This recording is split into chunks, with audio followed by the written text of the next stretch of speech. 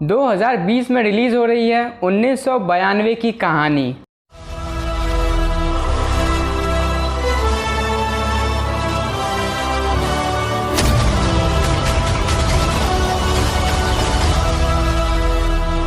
तो यार पता ही होगा कि सोनी लिव ऐप पर रिलीज़ हो चुकी है स्कैम 1992 नाम की वेब सीरीज़, जिसकी जो है ना बहुत दिनों से बहुत ज़्यादा चर्चे हो रहे थे और आज जाकर फाइनली ये सीरीज़ रिलीज़ हो चुकी है सोनी लिव ऐप पर। तो ये है एक financial crime thriller web series. अब इसमें फाइनेंशियल क्यों है वो आपको बताने की ज़रूरत होगी नहीं, और अगर आपको पता नहीं है तो मैं बता दूँ कि इसमें आपको दिखेंगे हर्षद मेहता। अब हर्षद मेहता कौन है अगर ये भी नहीं पता तो वो भी बता दो कि हर्षद मेहता वो इंसान है जिसने जो है ना सिंपल भाषा में कहूँ तो फ्रॉड किया था, काफ़ी बड़ा फ्रॉड किया था। और वो भी फ्रॉड किसके साथ किया था? नहीं रिश्तेदारों के साथ, नहीं किसी दोस्त के साथ, नहीं, ये फ्रॉड किया था पूरे देश के साथ। और ये एक ऐसा फ्रॉड था जिसने जो है ना इंडिया को हिला कर रख दिया था, इंडिया की इकोनॉमी को गिरा ही दिया था। तो अब वो क्या फ्रॉड था ये तो मैं आपको आगे जाकर रिव्यू में बताता हूँ। तो चलिए बिना किसी देरी किए शुरू करते हैं। यहाँ पर मैं सबसे पहले एक बात क्लियर कर दूँ कि अगर तुम लोग को हर्षद मेहता की स्टोरी पता है तो तुम लोग को ये स्टोरी काफ़ी अच्छी खासी लगेगी, काफ़ी अच्छी खासी वेब सीरीज़ लगेगी, क्योंकि इसमें अच्छे खासे डिटेल्स के साथ बताया गया है उसकी स्टोरी के बारे में, शुरू से लेकर अंत तक की क्या क्या हुआ उसके साथ। और ये सब कहने के बाद मैं इतना तो कह सकता हूँ कि ये जो है ना सोनी लिव की one of the best series हो सकती है।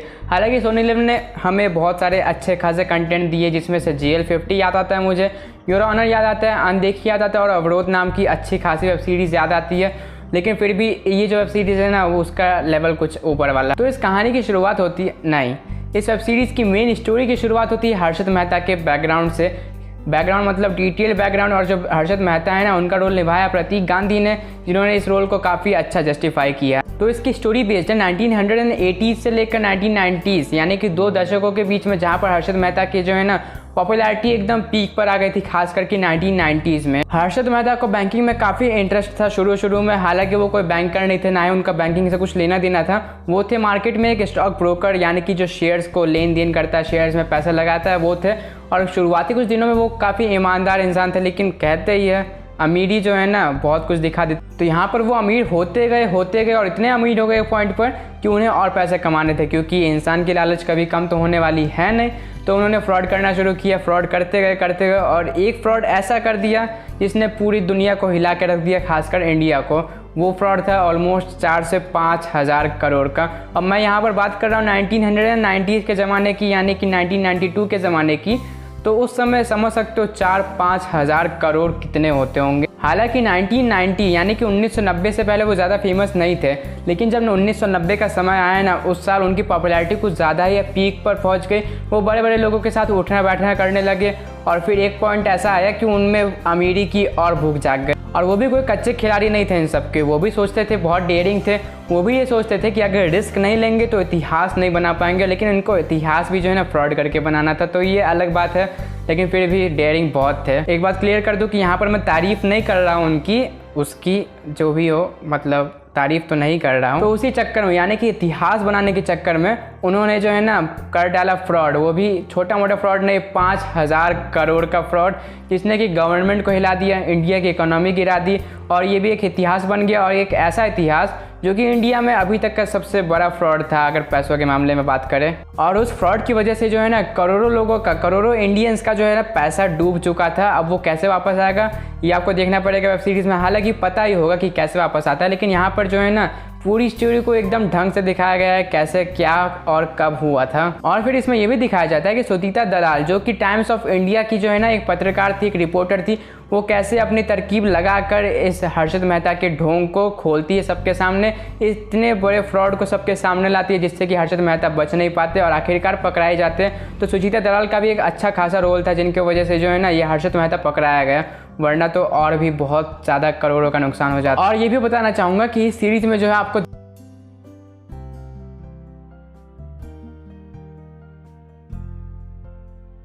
इसमें आपको शरीफ हाशमी भी दिखेंगे, जो कि एक और रिपोर्टर के ही तौर पर आपको दिखेंगे।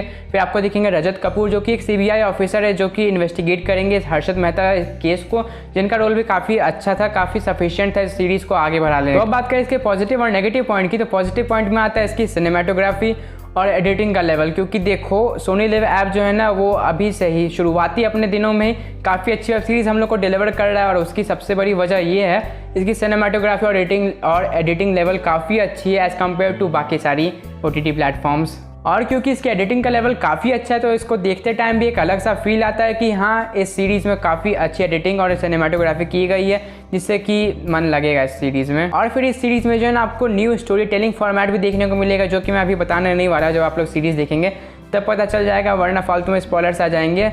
लेकिन इसकी स्टोरी टेलिंग जो है ना वो काफ़ी अच्छी है, काफ़ी बेहतर कर दी गई है एज़ कम्पेयर टू बाकी सारी वेब सीरीज़ जो कि सोनी लिव ने रिलीज़ की। और फिर तो स्टोरी देखनी है हम लोग को, क्योंकि अगर आप लोग को पता नहीं इसकी स्टोरी के बारे में तो ये जो वेब सीरीज़ है वो आपको एक अच्छा खासा डिटेल इन्फॉर्मेशन देगी उस स्टोरी के बारे में जिसने पूरे इंडिया को हिला के रख दिया था। तो ये काफ़ी इंटरेस्टिंग होगा देखना इस वेब सीरीज़। और फिर इसके एक्टर्स की परफॉर्मेंस और एक्टिंग काफ़ी अच्छी है। ये तो हम लोग को पहले से ही पता है कि सोनी लिव ऐप जो है ना उसके सारे सीरीज़ के एक्टिंग काफ़ी अच्छी रहती है, जिसकी वजह से बहुत इंटरेस्टिंग हो जाती है सीरीज़, उसकी कोई भी सीरीज़ हो। तो अब बात करें इसके नेगेटिव पॉइंट की, तो हाँ, इसमें भी नेगेटिव पॉइंट है। तो इसमें भी कहीं कहीं पर आपको लूप होल्स दिखेंगे, कहीं कहीं पर बोर हो जाएंगे, क्योंकि ऐसा तो हो नहीं सकता कि शुरू से लेकर अंत तक आप लोग एंगेज रहे। कहीं कहीं पर ऐसे पॉइंट्स आते हैं जहाँ पर आपको लगेगा कि यहाँ पर ज़्यादा खींचा जा रहा है, इसको थोड़ा और कम किया जा सकता था, इससे इसकी जगह कुछ और रखा जा सकता था, लेकिन फिर भी जो इसकी स्टोरी है वो आपको बांधे रखेगी। और फिर बात करें अगले नेगेटिव पॉइंट की, तो देखो ये वेब सीरीज़ है, जाहिर सी बात है इसमें भी कुछ बढ़ा चढ़ा कर दिखाया जाएगा। ऐसा तो नहीं है कि बिल्कुल सेम टू सेम दिखा दिया जाएगा, आपको थोड़ा बहुत बढ़ा चढ़ा कर दिखाया जाएगा, लेकिन वहाँ पर कभी कभी ऐसा लगता है कि कुछ ज़्यादा ही ओवर हो रहा है। यहाँ पर इतना नहीं होना चाहिए था, कुछ ज़्यादा ही ओवर हो रहा है, तो वो भी एक नेगेटिव पॉइंट हो सकता है। फिर बात करूँ तो इसके मेन कैरेक्टर्स की स्टोरी जो है, बैकग्राउंड स्टोरी काफ़ी अच्छे से दिखाई गई है, लेकिन बाकी सब जो कैरेक्टर्स हैं उनकी भी थोड़ी स्टोरी दिखा देनी चाहिए थी मेरे ख्याल से। तुम लोग का तो पता नहीं, लेकिन मैं जानने में बहुत उत्सुकता रखता हूँ कि बाकी सारे जो कैरेक्टर्स हैं उनकी क्या स्टोरी थी, वो कैसा बिहेव करते हैं, उनका नेचर क्या, ये सब मुझे जानने में दिलचस्पी होती है।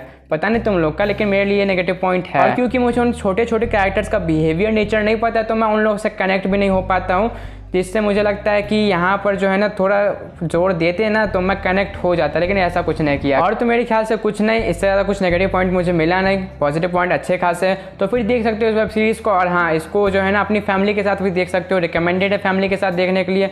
इसमें कुछ ऐसे वैसे सीन्स नहीं है। और फिर कमेंट में मत पूछना कि फैमिली के साथ देख सकते हैं कि नहीं, इसलिए मैं यहाँ पर क्लियर कर देता हूँ, वरना कमेंट में जो है बहुत भर भर के ऐसे सेक्शंस आते हैं। तो फिर अब यहाँ पर वीडियो खत्म करते और अब आउटरो दे। तो यार वीडियो पसंद आया तो वीडियो को लाइक करना, शेयर करना, चैनल को सब्सक्राइब करना, और रुको ज़रा सब्र करो, इंस्टाग्राम पे फॉलो करना मत भूलना, क्योंकि वहाँ पे हम लोग घंटा कुछ पोस्ट डालते हैं, मैं सिर्फ अपनी फ़ोटो डालता हूँ। लेकिन डीएम करोगे तो मैं रिप्लाई करूँगा, फिर बातचीत कर सकते, सजेशंस कुछ दे सकते हो। तो फिर मिलते हैं नेक्स्ट वीडियो में, तब तक के लिए टाटा।